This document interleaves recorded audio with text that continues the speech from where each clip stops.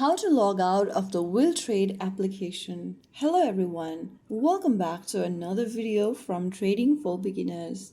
If you are trying to log out of the WillTrade app, then the process is quite easy. First of all, launch open the WillTrade application on your device. Once you're inside the home page of WillTrade account, if you want to log out, then you'll need to go ahead and find the My Account button at the bottom right corner and click on it.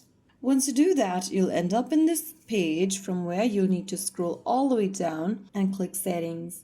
Under Settings, scroll all the way down again and look for the Logout button and click on it. Soon after you do that, you'll be logged out of your WillTrade account. Now you're safely logged out of your account. If you ever want to log back in, you'll need to enter your credentials correctly. So right there, you have learned how you can log out of your WillTrade account in just a couple of steps. If you found the video helpful, don't forget to like, share, and subscribe to our channel. I will see you again in the next video. Stay tuned and thanks for watching.